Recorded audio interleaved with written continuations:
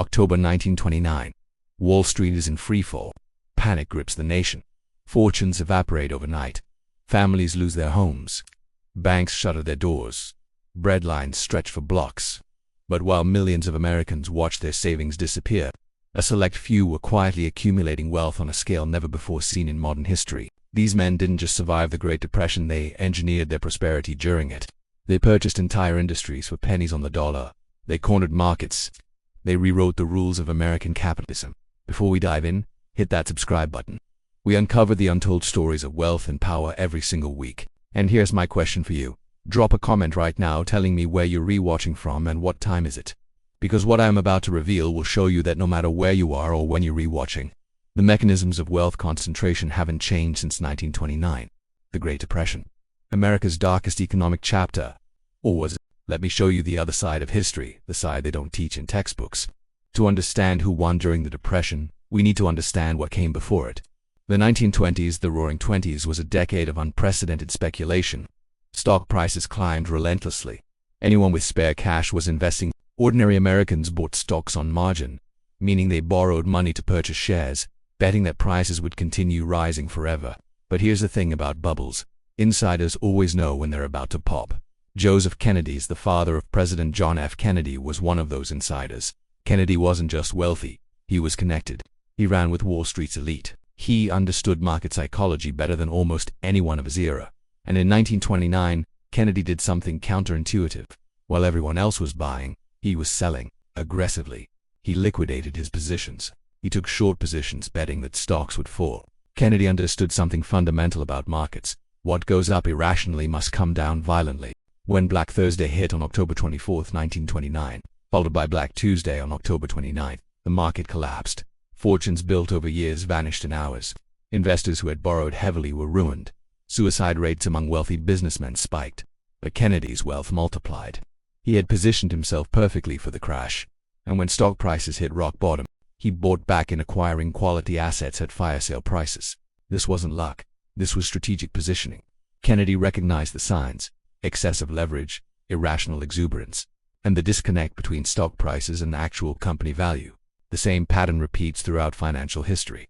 1929, 1987, 2000, 2008. The names and technology change, but the mechanism remains identical. Let me explain how wealth actually transfers during economic crises. When markets crash, asset prices plummet. Stocks, real estate, businesses, everything loses value on paper. People panic. They sell at losses to preserve whatever capital remains. Credit evaporates. Banks fail. Unemployment soars. But this is critical: assets don't disappear. They change hands. The family that loses their home in foreclosure, that property goes to someone with cash. The factory that shuts down, it gets acquired by a competitor with liquidity. The bank that fails, its deposits and loans are absorbed by larger institutions. Economic depressions are mechanisms of consolidation. They eliminate weak players and concentrate power among those with three advantages: liquid capital, access to credit, and advanced information. Let's talk about the Rockefeller family. By 1929, John D. Rockefeller Sr. had already built the largest oil empire in American history through Standard Oil. The antitrust breakup of Standard Oil in 1911 had only made the family wealthier, as they held shares in all the successor companies. When the Depression hit, the Rockefellers didn't panic. They had diversified holdings across multiple industries. They controlled banks, railroads, and real estate. Most importantly, they had enormous cash reserves. While businesses failed across America, the Rockefellers were shopping. They acquired distressed companies. They purchased prime Manhattan real estate. They expanded their banking interests. The Depression didn't shrink their empire, it expanded it. By the mid-1930s, Rockefeller Center was under construction in Midtown Manhattan. This wasn't just a building project. It was a statement. While average Americans stood in breadlines, the Rockefellers were literally reshaping the New York skyline. The Rothschild family in Europe followed similar strategies. With banking operations across multiple countries, they possessed something invaluable during times of crisis: diversification and mobility.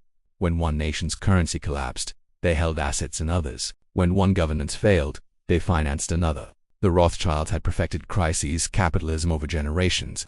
The Depression was simply another opportunity to apply tested strategies. Now let's discuss one of the most controversial figures of the era, Jesse Livermore. Livermore was already legendary on Wall Street by 1929. They called him the boy plunger because he made enormous bets. But Livermore wasn't reckless. He was calculated. He studied market psychology obsessively. Livermore believed that human nature drives markets more than fundamentals. He watched for patterns, how crowds behave during booms, how panic spreads during busts.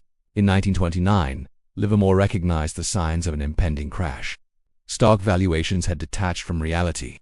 Ordinary people's shoeshine boys, waitresses, factory workers were giving him stock tips. When everyone believes they're an investing genius, Livermore knew disaster is imminent. He began taking massive short positions.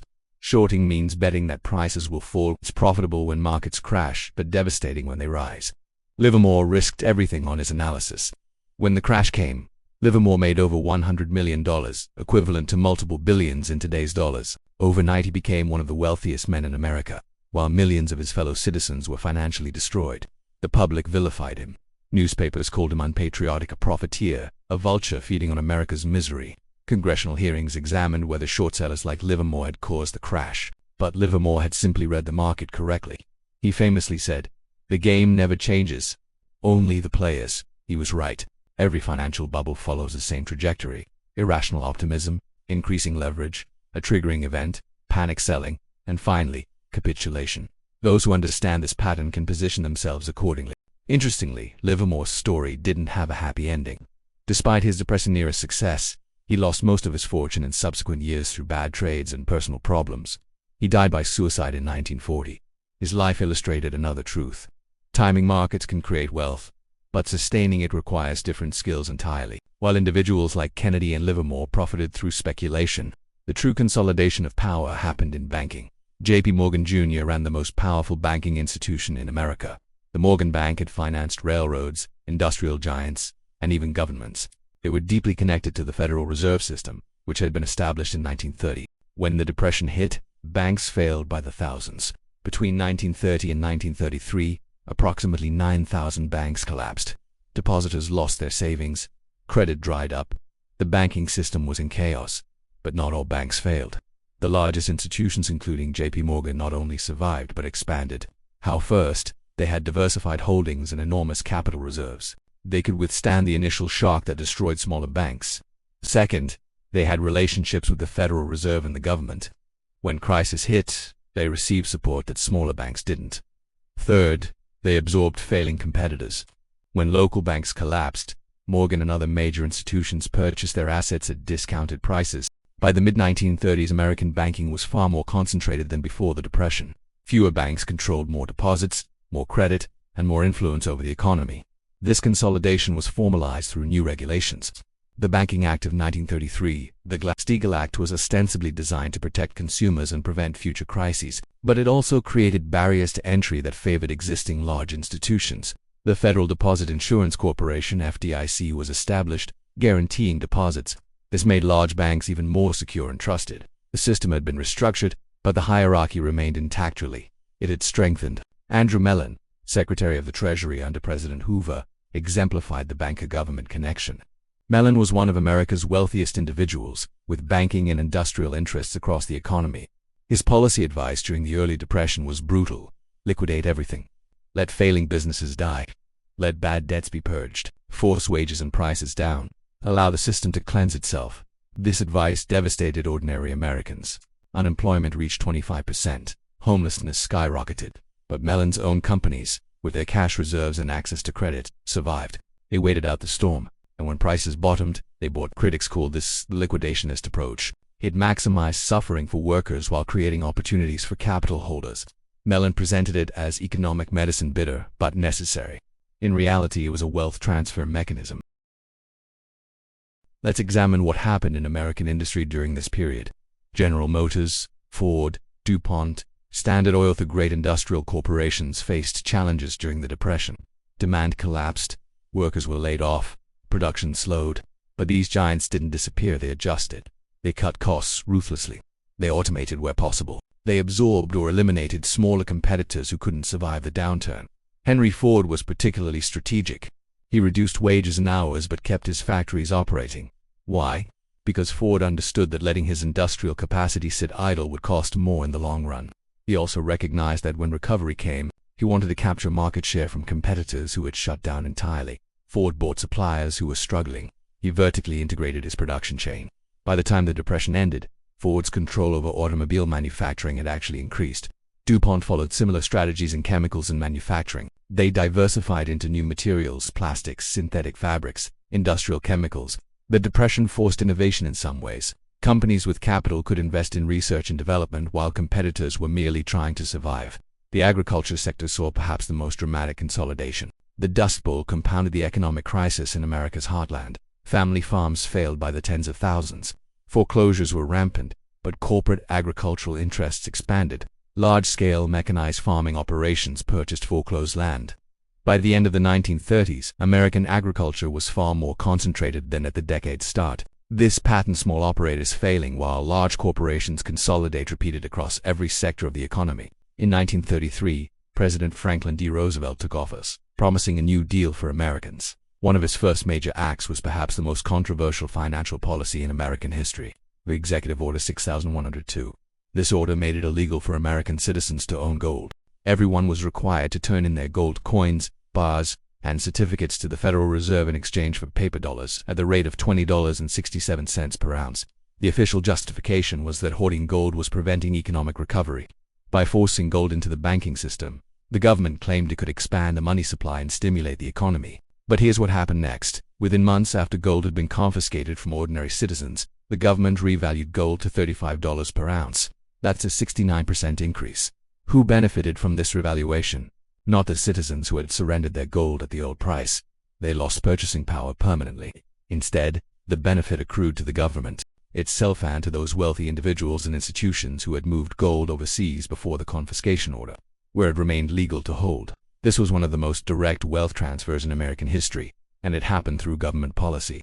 The gold confiscation had another effect. It fundamentally changed Americans' relationship with money. For centuries, gold had been real money, a store of value that governments couldn't inflate away. After 1933, ordinary Americans were forced to use paper currency, exclusively currency whose value depended entirely on government management. The wealthy, meanwhile, could still hold gold through foreign accounts and entities. This monetary reset positioned the United States for the Bretton Woods system established after World War II, which made the dollar the global reserve currency. But that's another story about how American financial hegemony was constructed. Roosevelt's New Deal programs, the Works Progress Administration, the Civilian Conservation Corps, the Tennessee Valley Authority, and others, were marketed as help for ordinary Americans. And to an extent, they were. Millions of unemployed workers found jobs building infrastructure. But let's follow the money. Who actually profited from these programs? The government spent billions on dams, roads, bridges, electrical grids, and public buildings. But the government didn't build these itself. It contracted with private companies. Who supplied the steel? Carnegie and U.S. Steel. Who supplied the cement? Rockefeller-connected companies. Who supplied the machinery? General Electric, General Motors, and other industrial giants. Who supplied the oil and fuel? Standard Oil and its successor companies. The New Deal was effectively a massive transfer of public funds into private corporations. The same corporations controlled by the families and individuals who had profited from the Depression itself. Yes, workers got jobs. Yes, infrastructure was built. But the primary beneficiaries in terms of wealth accumulation were already wealthy industrialists and financiers. This pattern of public investment, private profit, is repeated throughout American history. It's not a conspiracy. It's structural. When government spends money on large-scale projects, that money flows through existing economic infrastructure controlled by capital. Bernard Baruch illustrated this perfectly. Baruch was a financier and speculator who had made a fortune timing market moves. He sold his stocks before the 1929 crash, then bought government bonds and other safe assets. During the 1930s, Baruch became one of Roosevelt's key advisors, helping shape New Deal policies. He was praised as a patriotic statesman serving his country. But Baruch's advice consistently favored policies that protected capital interests in large corporations. He advocated for government contracts to major firms. He opposed policies that would have fundamentally redistributed wealth. Baruch wasn't corrupt in the traditional sense. He genuinely believed that corporate-led recovery was the right approach, but he also benefited from it. This is how power works, not through crude corruption, but through shared worldview among elites. By the mid-1930s, some of the Depression-era billionaires faced a public relations problem. Americans were angry. Inequality had become impossible to ignore. There were labor strikes, populist political movements, and genuine revolutionary sentiment in some quarters. The Rockefellers, Mellons, and other wealthy families responded with a strategy that has become standard for billionaires ever since strategic philanthropy. The Rockefeller Foundation expanded its operations. They funded universities, medical research, public health initiatives, and cultural institutions. Rockefeller Center, despite being a commercial project, was marketed as a gift to New York City. Andrew Mellon, facing tax evasion charges, donated his enormous art collection to create the National Gallery of Art in Washington, D.C. This philanthropy served multiple functions.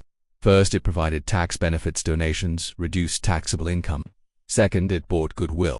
How can you criticize someone who's funding cancer research or building museums? Third, and most importantly, it gave wealthy families influence over education, culture, and public discourse. Universities that received Rockefeller funding taught economics that favored Rockefeller interests. Medical schools adopted Rockefeller's preferred approaches. Media entities with wealthy backers shaped public narratives. This wasn't charity in the traditional sense. It was investment in social legitimacy and long-term influence.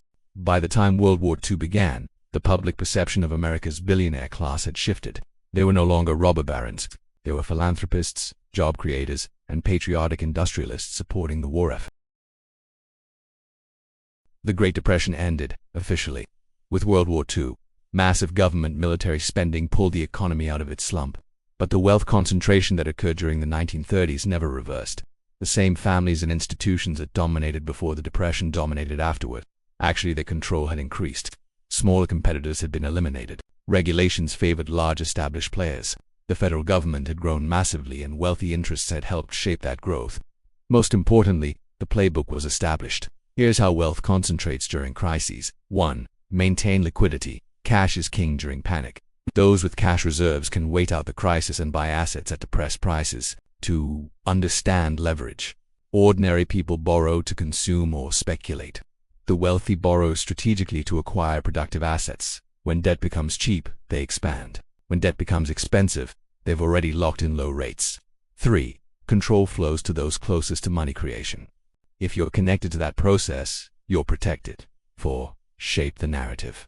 Through media, philanthropy, and political influence, control how the public understands the crises. Ensure that solutions favor capital preservation over redistribution.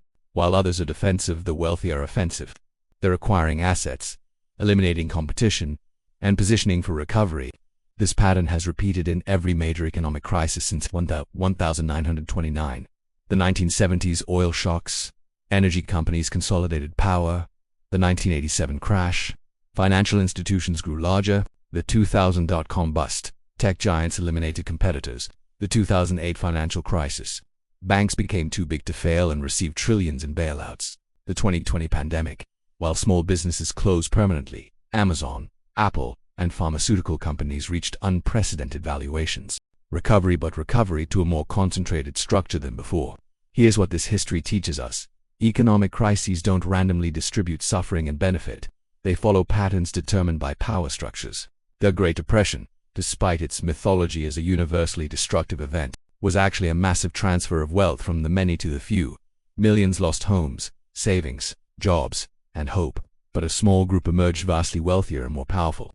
This wasn't because they were smarter or worked harder. It was because they understood how financial systems operate under stress and they had the capital to take advantage. They were rational actors within a system that rewards capital accumulation above all else. The uncomfortable truth is that our current system is still structured the same way. When the next crisis hits sand, there will be a next crisis. The pattern will repeat unless fundamental structures change. So what should you take away from this? First, awareness. Understanding how wealth concentration works strips away the illusion that economic outcomes are purely meritocratic or random. Second, ask who benefits. Third, consider leverage differently. The wealthy use debt as a tool. They borrow against appreciating assets to acquire more assets. Ordinary people are taught to fear debt, but strategic leverage is how generational wealth is built. Fourth, stay liquid when possible. Cash during crisis is opportunity. Those who must sell during panic sell at losses. Those who can buy during panic acquire generational wealth. And finally, understand that individual action alone can't counter systemic structures. Real change requires collective awareness and organization. Whether we use that blueprint to replicate their strategies or to dismantle the structures that allowed them is up to us. History doesn't repeat, but it rhymes. The next crash is coming, maybe tomorrow, maybe in 10 years. When it does, you now understand what will happen. Assets will transfer, power will concentrate, and the narrative will be shaped to make it seem inevitable. This video changed how you see economic history. Do 3 things. First, subscribe to this channel. We dig into the hidden mechanics of money and power every week. Second, leave a comment. Tell me which part of this story surprised you most. And remind me, where are you watching from and what time is it there? I'm curious how far this message reaches. Third, share this video. Most people don't understand that financial crises are features of the system, not bugs. Awareness is the first step toward change. The Great Depression wasn't just a historical tragedy. It was a masterclass in wealth concentration, and class is still in session. Thanks for watching.